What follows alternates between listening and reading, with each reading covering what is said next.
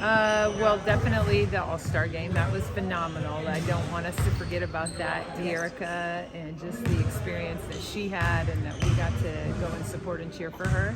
And also she had a 3x3 experience there and supporting Kurt in that game. So that was a really fun one. And we came back and we had a good group of players here that, they worked their tail off. We had our coaching staff here keeping things running and rolling, and yours truly got sick, and I was about as sick as I've ever been for 10 days, but that's how I spent my break. I know.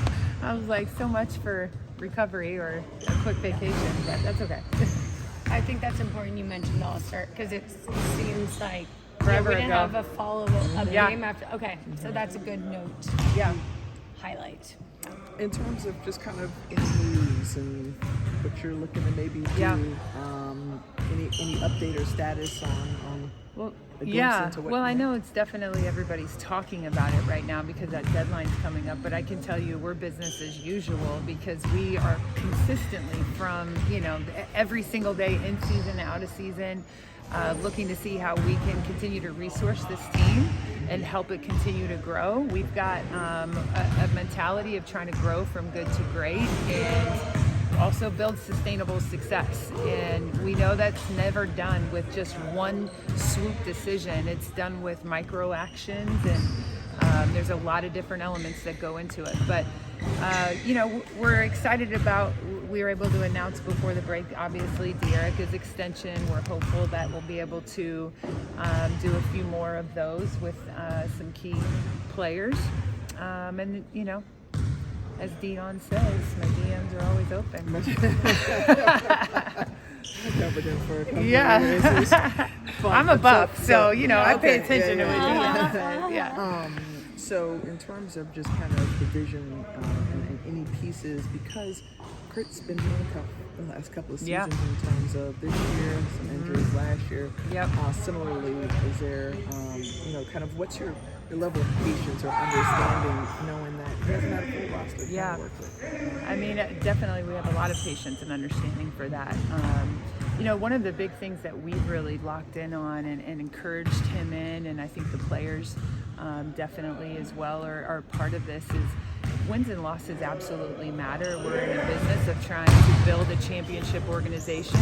What we know needs to come foundationally first is culture, and really making sure that that's headed in the right direction, and just fostering partnerships and relationships with players, with their teams of people around them, seeing growth happen in that area, seeing player development improve, seeing buy-in happen. All of those types of things are what we're really more locked in on.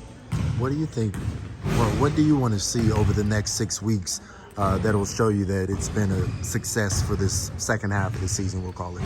Yeah, obviously we all want to see wins, but again, how we go about our business is critically important to us.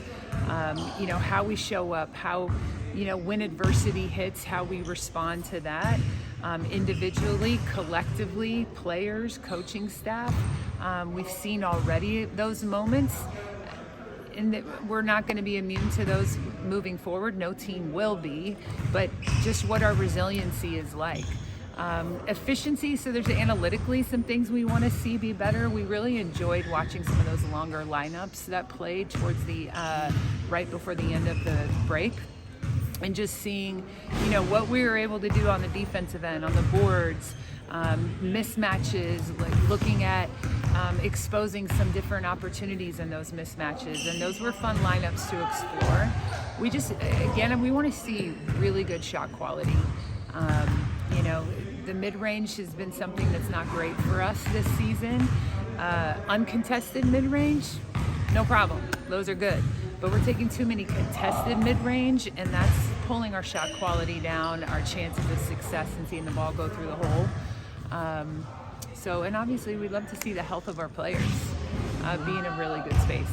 Is it too much for me to say, sometimes when I'm recapping things, I say that, players, definitely you're playing for wins and losses, but players are also playing for their status and their state in their careers in the league too. Is that something that you're looking at, like seeing, like, you know, over this last bit is like, you know, is this a person that's part of our future?